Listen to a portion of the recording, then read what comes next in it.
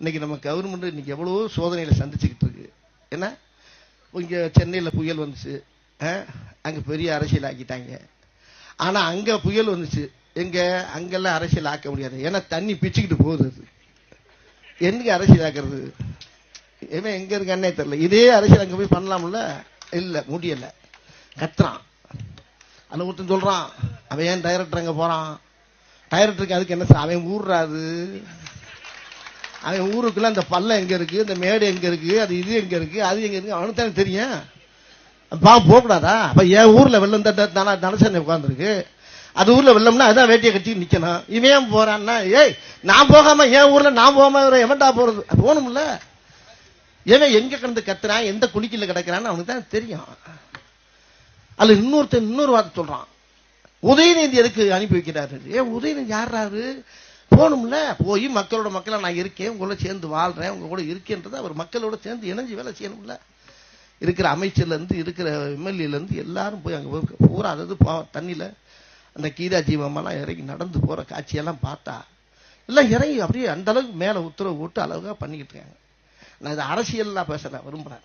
இது அரசியல் கிடையாது. நான் சொல்றது எல்லாருக்குமே பங்கு இருக்கு. ஒரு அணில் கொண்டு போய் ஒரு மரத்துல இருந்து இந்த வெள்ளத்துல ஒரு கொய்யாப்பழத்தை போட்டா கூட, அணிலே எங்க இருந்து வந்து ஒரே ஒரு கொய்யாப்பழத்தை போட்டு அணில் கும்பிடணும். ஒரு அணிலா இருந்தாலும் எலியா இருந்தாலும் அது போய் அங்க போய் ஒரு சின்ன ஒரு கனியை தூக்கி போட்டா கூட அது புண்ணியம் தானையா? எதுக்கு அவன் அங்க? அவளுக்கு என்ன வேலை அங்க? அவன் அங்க போறான்னா அவன் யாரு? எங்க இருந்து அமெரிக்கால இருந்து வந்திருக்கான்? மாரி செல்வராஜ். தப்பு தப்பா பேசுறாங்க. நானும் அடைக்கடைக்கு பாக்குறேன், முடியல. நான் யாரையுமே நான் தனிப்பட்ட முறையில் சொல்லலைங்க. உதயநிதி எல்லாம் என்னையா தெரியுங்கிறான். உதயநிதி என்ன தெரியும்? அவர் அழகா கேட்டுட்டாரு. ஒரு பத்திரிக்கையாளர் கேட்கிறாரு, அவர் போய் எங்க என்ன ஒண்ணு என்ன வேகமா வேலை நடக்க? நாங்க என்ன ஊர் சுற்றி பார்க்க வந்திருக்கோம், டூரிஸ்டா வந்திருக்கோம், பாத்துக்கிட்டா இருக்கோம்லங்க போக கேட்டு. அவர் நல்லா பேசுவார். என்ன வேலை செஞ்சுக்கிட்டானே இருக்கு எல்லாம். ஒரே நாள்ல இப்ப மழை பெஞ்சு வெள்ளம் அடிச்சுக்கிட்டு இருக்கும்போது ஒரு வேலை காணாங்க. எப்படி நீச்சல்ல போய் என்னத்தை தடுப்ப? நானெல்லாம் போக முடியுமா? போக முடியாது. மக்கள் படுற கஷ்டத்தை உண்மையிலே உணர்றாங்க கவர்மெண்ட்ல. அந்த அளவுக்கு அந்த அரசு அழகா பண்ணிட்டு இருக்குது. இதுல ஒரு அழகான ஒரு காரியத்தை பண்றாரு பாருங்க அண்ணன்.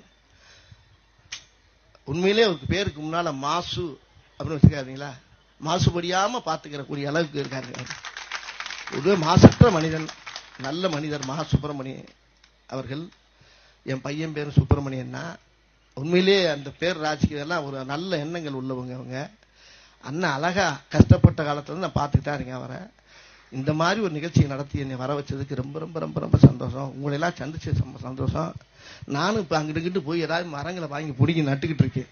இப்ப நீங்க சொன்னதுக்கு அப்புறம் இன்னும் நிறைய இறங்கி வேலை செய்யணும்னு இருக்கேன். இது ரொம்ப நல்ல விஷயம். அது இயற்கையுடைய குழந்தைகள் இங்க உட்கார்ந்துருக்கவங்களாம் இயற்கை பெற்ற பிள்ளைய இயற்கையை நேசிக்கிறாங்க பார்த்தீங்களா? அந்த இயற்கை தான் கடவுள், கடவுள் தான் இயற்கை. அதனால இதெல்லாம் இயற்கை சமாச்சாரம். ஒரு மரம் வளர்ந்து பார்க்கும்போது அப்படியே நம்ம கண்ணுக்கு அப்படியே கண்ணில் தண்ணியா வரும். என் கூட ஒருத்தர் இருக்காரு, ரூபன் சங்கர்னு ஒருத்தர் இருக்காரு. அவருக்கு தங்கச்சி இறந்து போச்சு. அவர் இறந்தவன ஒரு மரம் தங்கச்சி மரம் சொல்லி என் ஆபீஸ் வாசல கொண்டாந்து ஊட்டுட்டாங்க.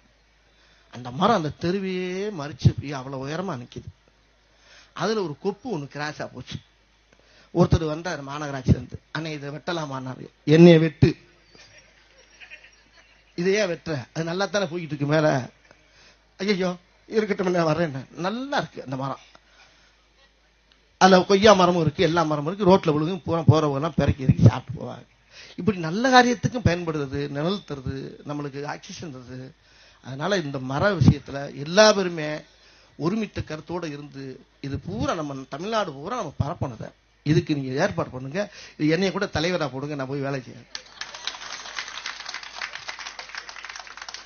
ஒரு பேச்சுக்கு சொன்ன. அதனால உங்களை எல்லாம் சந்திச்ச சந்தோஷம். நீ மேல யாருக்கு சால்வைக்கு போடாதீங்க, ஆளுக்கு ஒரு மரத்தை கையில கொடுங்க. உன்ன ஒரு சால்வை வாங்கிட்டு வந்து பொத்துறீங்கல்ல, பொத்தாதீங்க. மரத்தை வாங்கி தலையில வச்சு விட்டுருங்க, கொண்டு போட்டு அதை செய்யுங்க. இனிமேல் மரம் தான் நல்லது. மரம் மரம் மரம் உம்மரம் எம்மரம் எம்மரம் உம்மரம் மரம் மரம் மரம் மரம் சொல்லி மரமும் ஒண்ணு, தன்னுடைய மாதாவும் ஒண்ணு. மரத்தை வளர்த்தா அந்த பூமிக்கு நல்லது, பூமி தாய்க்கு நல்லது, இந்த பூமி பந்துக்கு நல்லது. எல்லாரும் நல்லா இருப்போம். எதிர்கால சந்ததியெல்லாம் நல்லா இருக்கக்கூடிய ஒரு பெரிய ஒரு குடிப்பினை வந்து, அதாவது இந்த கெட்ட காத்து வந்து ஆஸ்பத்திரியில 1.5 லட்சம் 2 லட்சம் 8 லட்சம்னே கணக்கு வர மாட்டேங்குது. அந்த அளவுக்கு செலவு போகுது.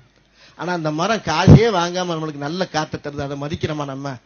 தயவுன்னு எல்லாரும் மரத்தை மதிச்சு இந்த மாதிரி மரம் நடுறதுக்கு எல்லாரும் உலகம் பூரா பரப்புங்க.